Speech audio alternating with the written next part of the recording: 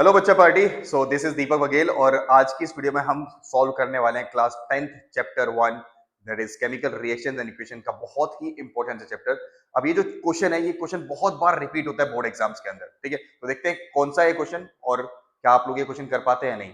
So this is the question on your screen. So question is, when dried crystals of ferrous sulfate were heated in a dry boiling tube, some tiny water droplets were observed in the tube after some time.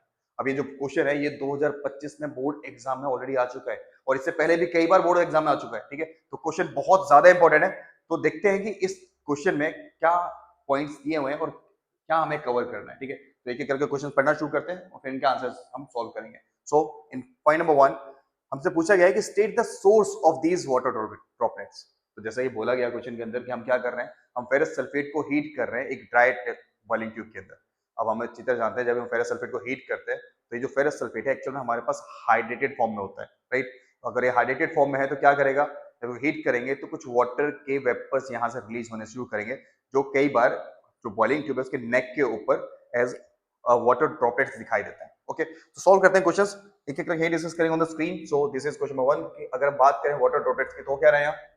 सबसे पहली चीज अगर हम ferrous sulphate की बात करें तो in lab ferrous sulphate हमारे पास होता है इस फॉर्म के अंदर दैट इज FeSO4.7H2O, ठीक है। अब ये जो सॉल्ट है इनिशियली इसका कलर होता है ग्रीन, ओके, और इसके अंदर यहाँ पे 7 वाटर मॉलिक्यूल्स प्रेजेंट है जिन्हें बोलते हैं water of crystallization.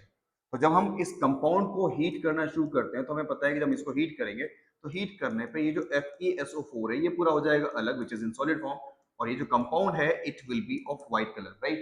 And after that हमें क्या मिलेगा, 7 वाटर मॉलिक्यूल्स, और ये वही वाटर मॉलिक्यूल्स हैं जिनके बारे में क्वेश्चन नंबर 1 में बात की जा रही है। क्लियर। सो आई होप ये जो पॉइंट नंबर 1 है ये सबको क्लियर हो चुका होगा। Now moving to point number 2। So what is point number 2? So point number 2 is right the colour change observed during the heating.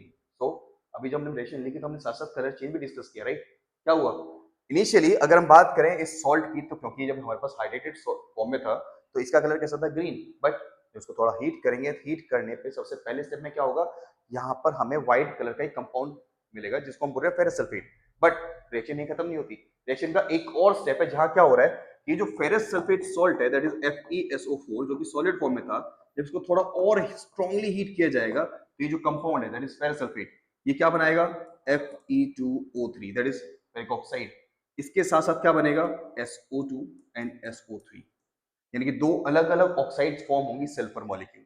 Okay, first one is sulphur dioxide and next one is sulphur trioxide.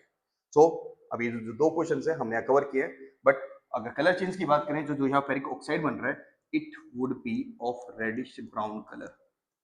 Colour कैसा रहेगा इसका, reddish brown, but initial colour कैसा था, green. तो अगर board में question आता है कभी भी तो आपको बस ये बताना है कि इनिशियल कलर कैसा था, ग्रीन, और फाइनली हमें कैसा कलर मिल रहा है, रेडिश ब्राउन, ठीक है। हम बीच के कलर की बात नहीं कर रहे हैं अभी के लिए। Okay, now moving to next parts. So part number 3, part number 3 में बोला गया write the balanced chemical equation for the reaction that occurs during heating.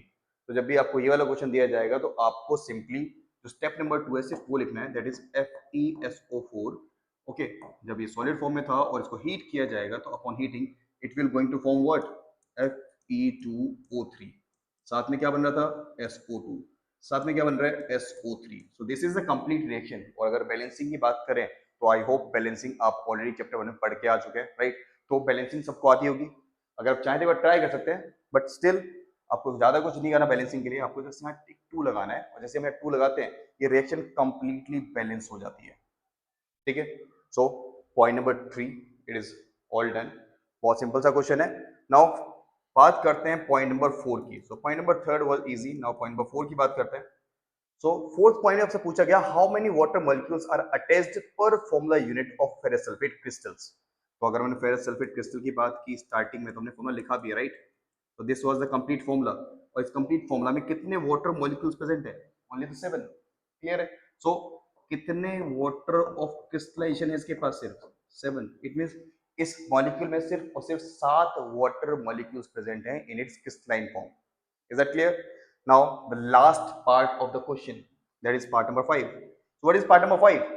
Write the molecular formula for the crystalline form of copper sulfate. तो सबको पता है भाई copper sulphate का formula क्या होता है, CuSO4 डॉट 5H2O। यहाँ पर अगर हम इस मॉलिक्यूल की बात करें इसका कलर कैसा होता है, ब्लू। क्लियर है? कंपाउंड का कलर कैसा है? ब्लू।